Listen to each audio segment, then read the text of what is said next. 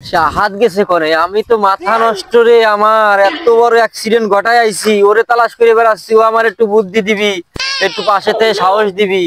কিটা বলে কইলে মেশিং ছাড়তে গেছে নাইনদের বিলি। ওই যেই তো মেশিং ছাড়তেছে হাত। হাত নাকি রে দোস্ত? দোস্ত আর কইস নে, তুই এখানে বসে মনের সুখী মেশিং ছাড়তেছিস? বন্ধু? আরে বন্ধু, আমি তো ঘটনাটা ঘটাই ফেলাইছি।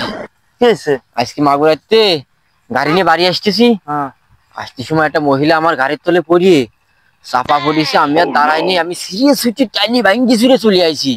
তাহলে তো তুই মারাত্মক কাজ করিস। তুই একটা কাজ কর, তোর যে উকিল বন্ধু আছে না একটা, হ্যাঁ, ওর একটা ফোন দে।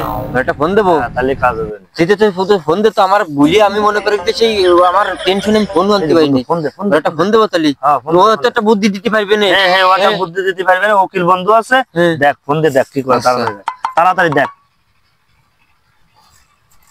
হ্যালো, হ্যাঁ দোস্ত, তুই কনে রে? হ্যাঁ হ্যালো দোস্ত, আমার মারা জন্য কি অ্যাক্সিডেন্টকে ফেলাইতে গেছে। আমার ছোট ভাই ফোন দিয়েছিল, আমি সেটা যাচ্ছি। তুই পরে ফোন দিবানে, ভালো থাইস। কি করলি তুই দোস্ত? হ্যাঁ, উগার বাড়ি কই যে বিনেতপুর না? হ হ, তাহলে ওই যাত্রী তো সেই মহিলা চাপা পড়ছে। ওইতে ছাপা পড়ছে। তুই ওই উকিলকে ফোন দে।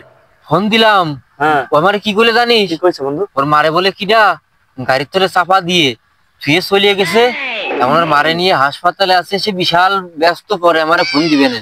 আরে বন্ধু, তুই তো মরছিস বন্ধু। তাহলে তো সে উকিলের তোর বন্ধুরই মা। কি কইস তুই? আরে বন্ধু